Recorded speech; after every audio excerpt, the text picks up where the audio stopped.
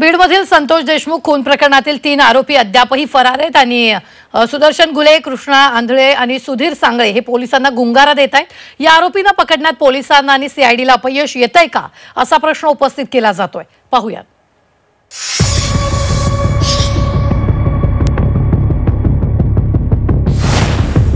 संतोष देशमुखांच्या मारेकऱ्यांचा पोलिसांना गुंगारा।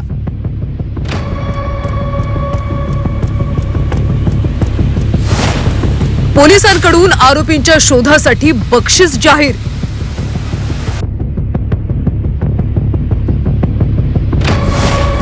आरोपींचा माग काढण्यात पोलीस सीआयडी अपयशी।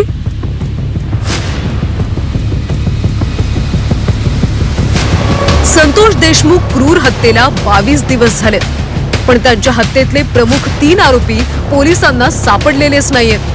देशातील सर्वोत्तम पोलीस दल असलेल्या महाराष्ट्र पोलिसांना 3 आरोपी गुंगारा देत आहेत। बीड पोलीस आणि सीआयडी आणि एसआयटी कडून आरोपींचा शोध सुरू आहे, पण हे आरोपी आकाशात लपलेत की पाताळात पोलिसांना ते सापडतच नाहीयेत। सुदर्शन घुले, कृष्णा आंधळे आणि सुधीर सांगळे हे 3 आरोपी पोलिसांना चकवा देत आहेत। पोलिसांची 7 पथकं राज्यासह देशभर सुदर्शन घुलेच्या मागावर आहे।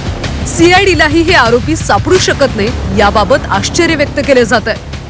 सुदर्शन घुले आणि अन्य 2-3 लोक, मला असं वाटतं काहीतरी अजितदादाच्या पक्षाचा तो तालुकाध्यक्ष होता, अजून पकडले जात नाही। सीआयडी इन्क्वायरी करते, सगळेच पोलीस इन्क्वायरी करतात, पण सापडले जात नाही साधे आरोपी। दुर्दैव आहे ना आपल्या पोलिसांचं। फरार आरोपींना पकडून देणाऱ्याला पोलिसांनी बक्षीस जाहीर केले। स्थानिक गुन्हे शाखेच्या पोलीस निरीक्षकांकडून प्रसिद्धी पत्रक जारी करून बक्षिसाची घोषणा केली। आरोपीला पकडून दिल्यास योग्य बक्षीस दिले जाईल आणि नाव गोपनीय ठेवण्यात येईल असंही पोलिसांनी सांगितलंय। मुख्य आरोपी सुदर्शन घुलेच्या शोधासाठी 7 पथकं रवाना करण्यात आली आहेत। आरोपी सुदर्शन घुले नेपाळला जाऊन आल्याची देखील माहिती आहे। सुदर्शन घुले देश सोडून गेला का याचा तपास देखील सीआयडी कडून सुरू असल्याची सूत्रांची माहिती आहे। सुदर्शन घुले हा सराईत गुन्हेगार आहे। संतोष देशमुख हत्या प्रकरणापूर्वी अनेक गुन्ह्यात सुदर्शनचं नाव समोर आलंय।